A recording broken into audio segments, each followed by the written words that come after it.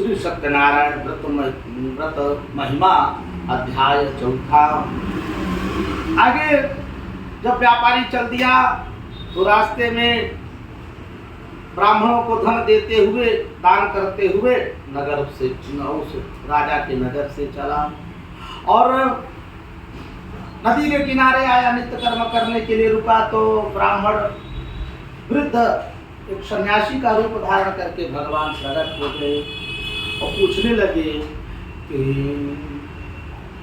कथम पृच्छसि भोदंडिं मुद्रां नेतुं किमच्छसि ततो महाजनौ मत्तौ हेलया च प्रहस्य वै कथम पृच्छसि भोदंडिं मुद्रां नेतुं किमच्छसि।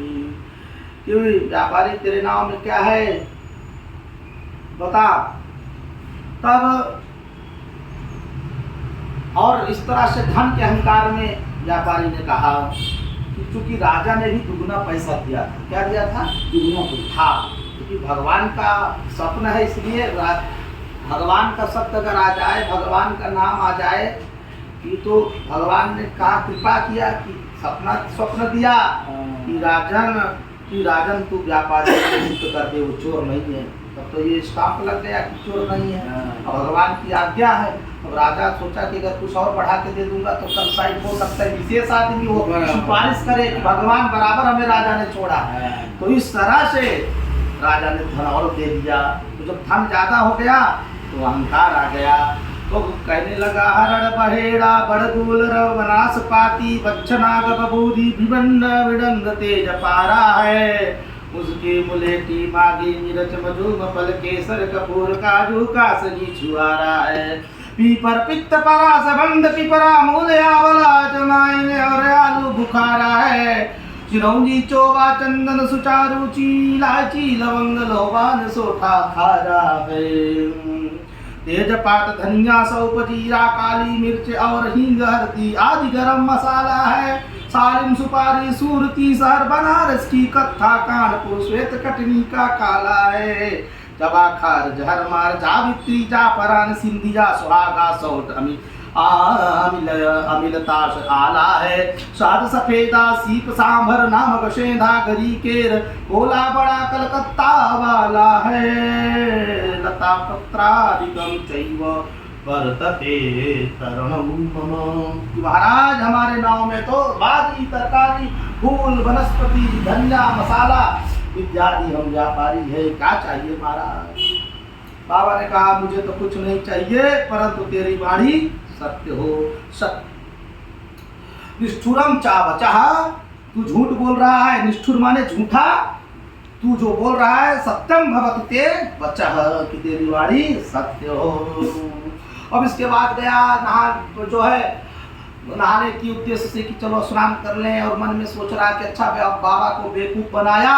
और जब नहा धो करके आया लक्ष्मी का दर्शन करने के लिए, सोचा कि अब लक्ष्मी की जो है वंदना कर लें, तो उसमें वनस्पति की दर्शन हो गया। वनस्पति का दर्शन हो देखते ही व्यापारी मूर्छित होकर के गिर पड़ा। हाय राम, मेरा सब धन चला गया, वनस्पति हो गया।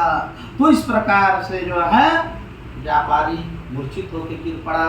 मूर्छा जब दूर हुई तब चिंता करते हुए, और दामाद भी कहा, पिताजी आपने झूठ बोला, यानी कि आपने भाषा को आपने परिवर्तन किया, यानी कि अभद्र भाषण किया महाराज से, इसीलिए आपको नंदी बाबा ने श्राप दिया है।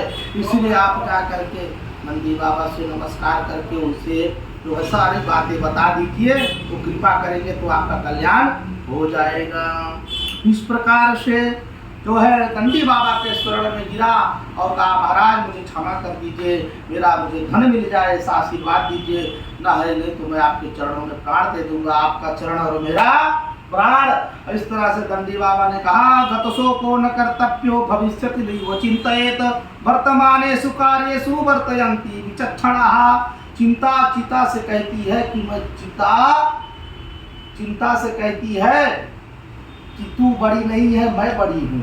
क्योंकि भैया चिता बाद में जलाती है, चिंता पहले जलाती है, इसलिए चिंता करना नहीं चाहिए। और इसके बाद फिर से भगवान के शरण में गया तो भगवान ने कहा प्रणत पाल रघुनायक अकरुणा सिंधु खरारी गए शरण प्रभु राखी में तब अपराध विसारी मोह मूल बहु शूल प्रद त्यागऊ तम अभिमान भजऊ राम रघुनायक कृपा सिंधु भगवान।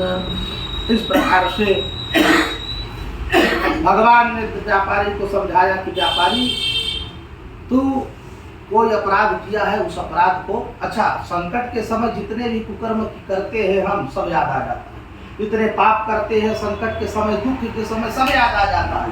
तो बाबा ने पूछा कि तूने क्या कौन सा कर्म नहीं किया जिसके कारण तू भोग रहा है, ऐसा स्मरण। उस समय व्यापारी को याद आया महाराज मैंने एक बार भगवान सत्यनारायण जी का पूजा करने का संकल्प लिया था, पूरा यही मेरा एक कार्य अधूरा रह गया महाराज। बाबा ने कहा बस बस बस इसको जाके पूर्ण कर, विधि विधान बताई। बाबा ने व्यापारी ने जो है पूजा लगाई, भगवान के करी दोहाई और नाव में सब धन भर गई। व्यापारी देखा तो मूर्छित होकर के जो है व्यापारी देखा तो प्रसन्न होकर के नाचने लगा, झूमने लगा, बाबा जी का जय जयकार करने लगा। और इस प्रकार से जो है बाबा जी का आज्ञा लेकर के कहा कि बाबा अब हमारे भी गांव आप आइएगा, हम मुझे चलने दीजिए। और इस तरह से आज्ञा लेकर के दंडी बाबा से नगर को प्रस्थान किया, नगर के समीप पहुंच गया। नगर के समीप सेवकों से कहा जाओ आज्ञा दो, हमारे घर में सूचना लेकर के जाओ। सेवक लोग सूचना लेकर के गए और लीलावती अपने प्रतिज्ञा अनुसार भगवान का पूजन, पति आगमन का समाचार सुनी और लीलावती कहा भगवान मेरे ऊपर आपने कृपा किया, मैंने अपना प्रतिज्ञा पूर्ण किया और आपने मेरे ऊपर कृपा कर दिया, मेरे पति देव आ गए, आपकी जय जयकार हो। और कलावती से कहा पुत्री तू भी पूजन करके आना, मैं तुम्हारे पिता के आगमन के लिए चलती हूँ। अब इस तरह से कलावती पूजन किया लेकिन प्रसाद ग्रहण नहीं किया। अब इस तरह से कलावती का पति नदी में डूब गया। जब कलावती का पति नदी में डूब गया तो कलावती विलाप करने लगी और कहने लगी कि मैंने क्या बिगाड़ा है कि जो मेरे मैंने क्या बिगाड़ा कि जो मेरे ऐसी बालपन में मेरे पतिदेव को नष्ट कर दिया। कि विधि यानी कि विधाता और विधि दोनों मेरे लिए दुख है। मेरे विधाता ने मेरे साथ गलत किया, विधि मेरे साथ गलत किया। अब इस प्रकार से कन्या रोती हुई विलाप करने लगी। उस समय भगवान ने कहा देखो, आकाशवाणी से कहा कलावती रो मत, तुम भगवान सत्यनारायण जी का जाके पूजन करो पुनः और प्रसाद ग्रहण करो, तुम्हारा पति मिलेगा। भगवान की कृपा से कलावती पुनः गई, भगवान का प्रसाद की पूजन किया, प्रसाद ग्रहण किया, कलावती का पति मिल गया। इस प्रकार से नाव में बैठा हुआ सब लोगों ने देखा तो भगवान की कृपा से समझ गए कि भगवान सत्यनारायण ही सब कृपा करने वाले हैं। कि कृपा की न होती जो आदत तुम्हारी तो सुनी ही रहती अदालत तुम्हारी। जो मुलजिम न होते न तुम होते हाकिम, जो मुलजिम न होते न तुम होते हाकिम, न घर घर में होती इबादत तुम्हारी। प्रभु मुझसे गलती जो हो गई हो तो कृपा करके संभालो मुरारी। भगवान से जो है वंदना करने लगी। इस प्रकार से सब लोगों ने वंदना किया, भगवान का पूजन किया, प्रसाद ग्रहण किया और भगवान की जय जयकार किया। इस प्रकार से भगवान सत्यनारायण के शरण में जो भी जाता है मनुष्य इस कलिकाल में, उसके सब भगवान मनोरथ पूर्ण करते हैं। इससे सरल उपाय क्या है और सत्यनारायण भगवान की महिमा का कितना गुणगान करें वो भी कम है। बोले सत्यनारायण भगवान की जय।